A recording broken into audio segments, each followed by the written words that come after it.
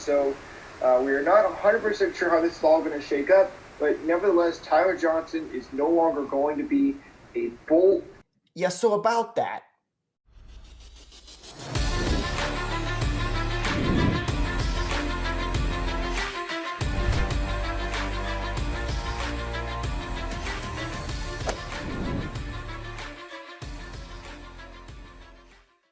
Hello, everybody, and welcome back to the Bolt Report. As always, my name is Jake Ricker. Alongside me is my good friend and co-host, Michael Wax.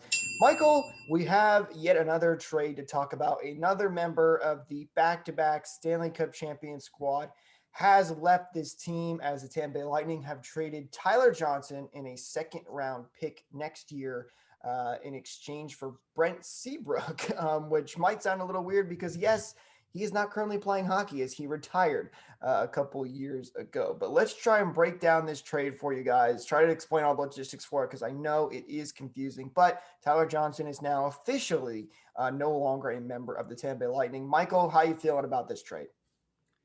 I would be remiss if I didn't say that Tyler Johnson was probably the person that received my most criticism in these videos.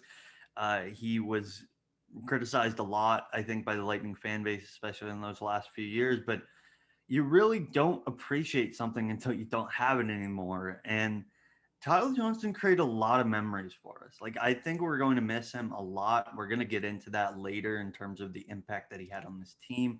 The Stanley Cup champions, the one that made the finals but didn't ultimately win.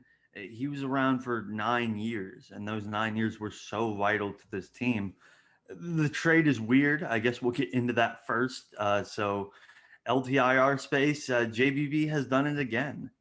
Yeah, so let's try and break down this trade. And bear with us. I'm gonna try to put some tweets up on screen from Cap Friendly and some other people that hopefully try to make it a little bit easier to understand because it is very complicated. I remember when I first saw this, it took me a minute to figure everything out because there were basically three things that went around. Originally, it was said the Lightning created 1.8 million in extra cap space. Then it was said they created 5 million. Then it was said that they have actually a little less than 5 million. It's nobody really understood it. So here's how it works. I'm going to put up this tweet first from a Twitter user that was talking with some fans that were discussing this in Cap Friendly's tweets.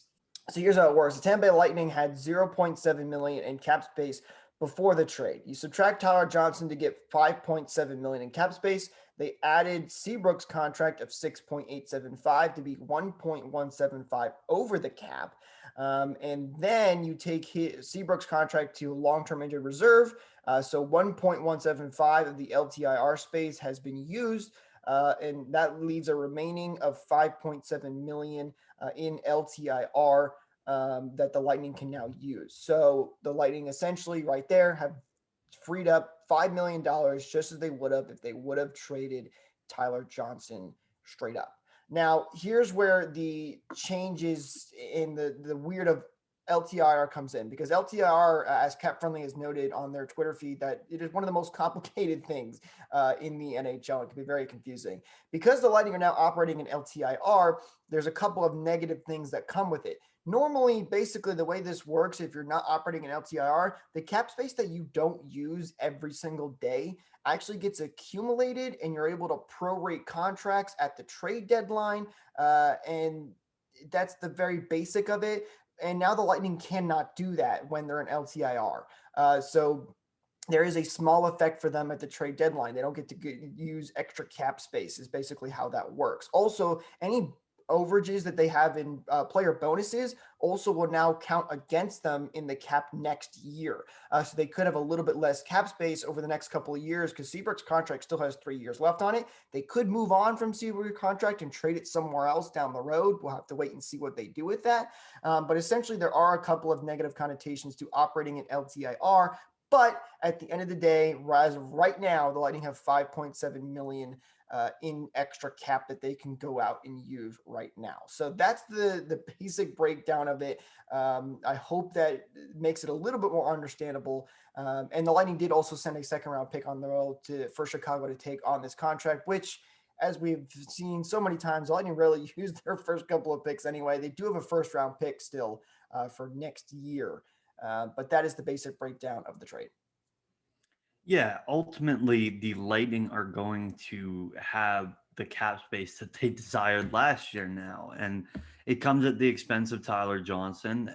But JBB, more than anybody in the league, knows how to use LTIR space to his advantage, whether that is putting a superstar player on LTIR for the entire season to free up $9.5 million, trading two players for essentially two expiring contracts in Marian Gaborik or Anders Nielsen, so he could put them on LTIR as well, and then having the foresight, honestly, to go and get David Savard at the trade deadline with cap space that he had accumulated by putting everyone else on LTIR. That is some really critical thinking, and JBB is going to have to do it again. You know, Chris Johnston last night, his tweet overall was just Julian Breezeball has done it again, because we know the scorn and vitriol that can come with going over the cap and winning championships. Looks like that's going to have to happen again if the Lightning are a cup contender. If they win the Stanley Cup, we're going to have to face those messages again. But this time, I will admit, is a lot less severe. Well, it's a completely different situation from what it was last year. Listen, Seabrook is not coming back. He's not going to show up for the Lightning in the playoffs. He is retired. He is done. He's not coming back unless some crazy thing happens, but I highly, highly, highly doubt that. So yes, technically the Lightning are over the cap, but it's really in reality, it's not the same thing. They're really it's the same as every other team. And something Cap Friendly noted, which I'll put their tweet up on screen, and I'll try to link the website where you can read more on LTIR. The healthy team, the physical healthy team of the Lightning is still under the set cap for the league. So in reality, you're not over the cap. But let's talk about Tyler Johnson, though, Michael, because he's the one that we are ultimately losing in this trade. And as you noted earlier, before we started, you know, a lot of people, he was the scapegoat for a lot of people. He was the worst contract on the team that people wanted to move since the Lightning have been in this cap crunch. But Tyler Johnson was so good for this team. You look at some of his stats. He was a part of that original triplets line back in 2015 when they went on that amazing run. Tyler Johnson has scored some of the best goals in Lightning playoff history. One specifically is when he scored with just 0.3 seconds left in the game against Montreal to win the game in the third period. That was an amazing goal he scored. You know, I know he struggled last year, but I mean, this is a guy that hustled, worked hard. You know, he was never a player that was highly rated or anything like that, but he made the most of his time here in Tampa Bay. He's still a two-time Stanley Cup champion. His name is forever engraved in that Stanley Cup, and he meant a lot to this team.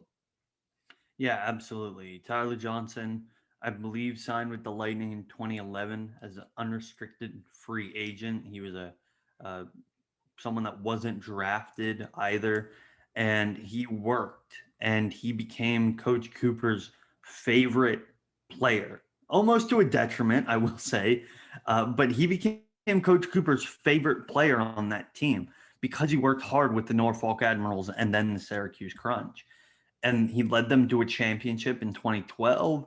He was one of the first, I believe he was the first of the new wave to receive his call-up in 2013 during the lockout shortened season.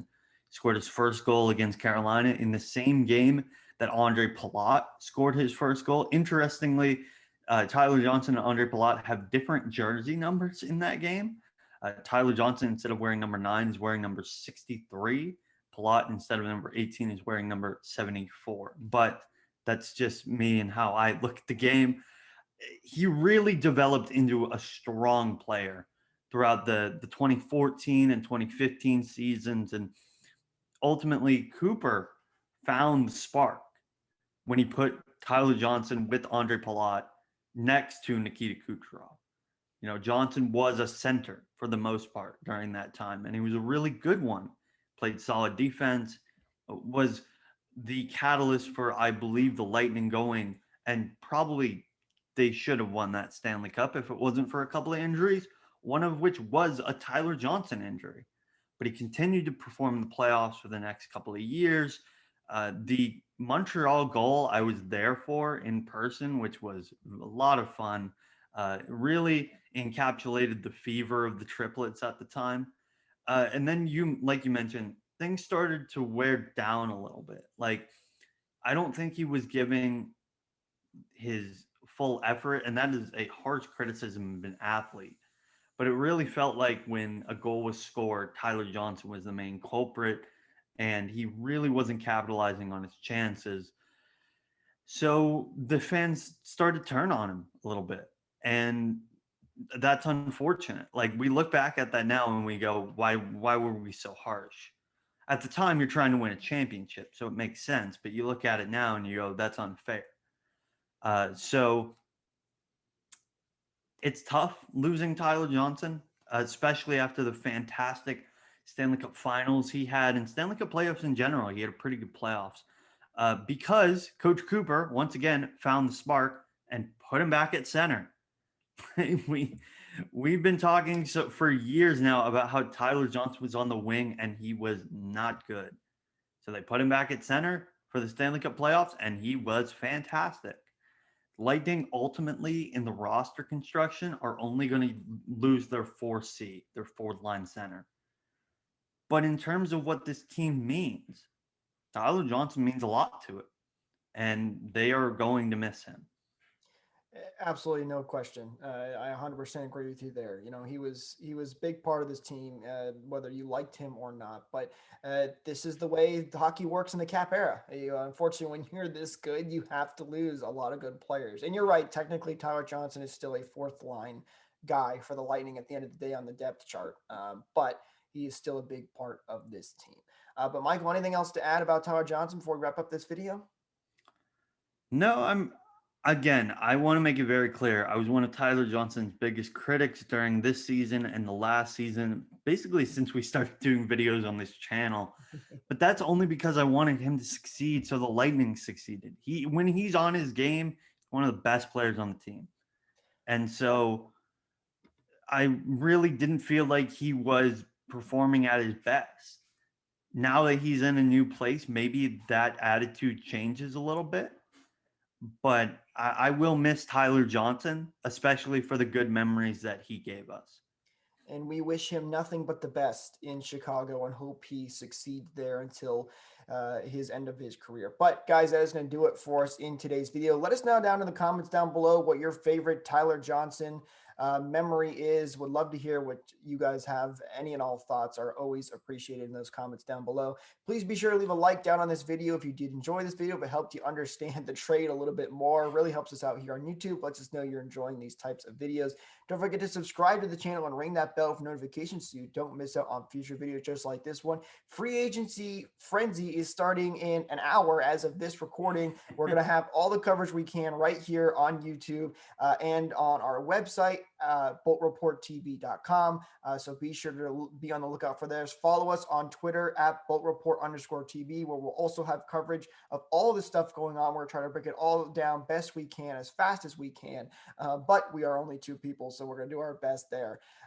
But with that said, I hope you all have a wonderful rest of your day. And remember, your Tampa Bay Lightning, despite losing multiple members, are still your back-to-back Stanley Cup champions.